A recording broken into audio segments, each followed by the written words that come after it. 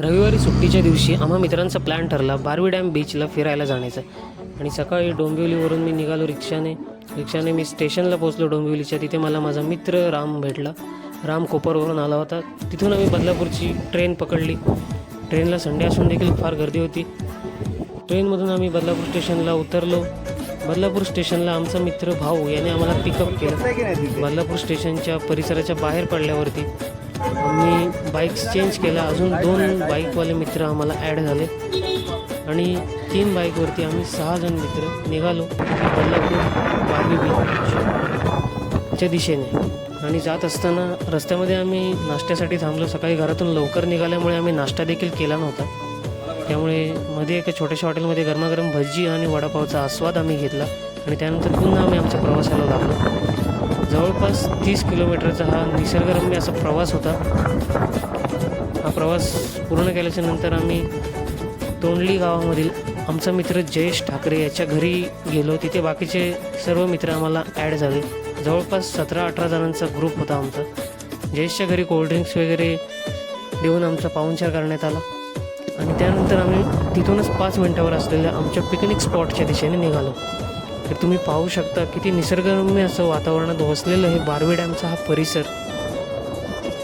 आणि तिथे आम्ही लगेचच पोचलो.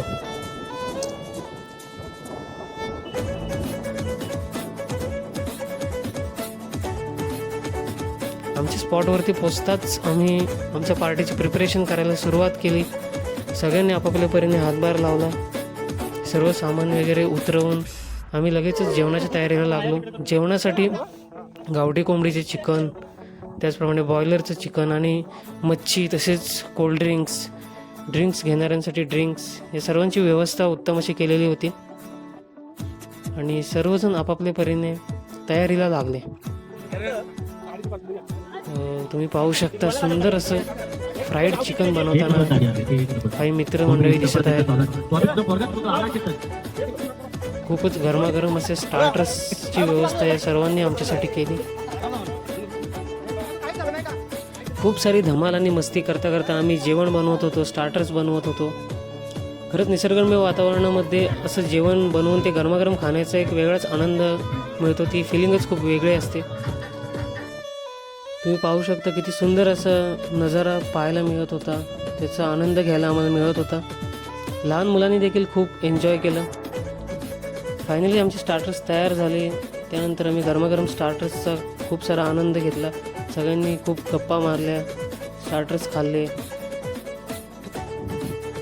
त्यानंतर काही मित्रांनी सुंदर असा डान्स सादर केला. महेश दादाने आपली एक उत्तम कला सादर करून दाखवली. त्याचा देखील आम्ही खूप आनंद घेतला. खरंच मनमुराद असा डान्स त्याने केला.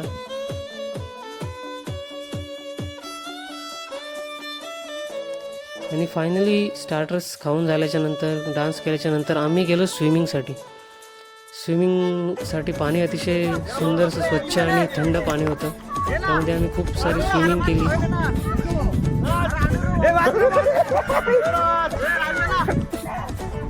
स्विमिंग केल्याच्या नंतर आम्ही काही फोटोज काढले.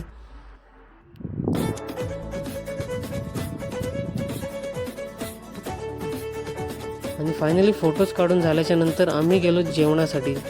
जेवणामध्ये मेनू होता गावठी कोंबडीचं चिकन आणि भाकरी. त्याचा खूप सारा आनंद आम्ही सर्वांनी घेतला. जेवणाची उत्तम अशी सोय अविनाश दादा आणि त्याच्या मित्रांनी केली होती. तसे सर्वांनी त्यासाठी हातभार लावला होता.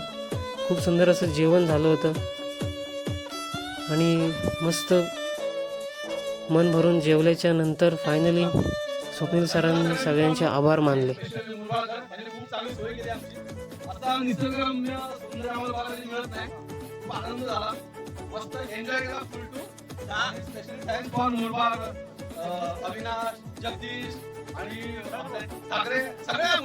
सगळं झाल्याच्या नंतर आमची पार्टी समाप्त झाली आणि आम्ही लागलो आमच्या परतीच्या प्रवासाला. तर तुम्हाला आमची ही 1 डे पिकनिक कशी वाटली कमेंट करून नक्की सांगा. धन्यवाद.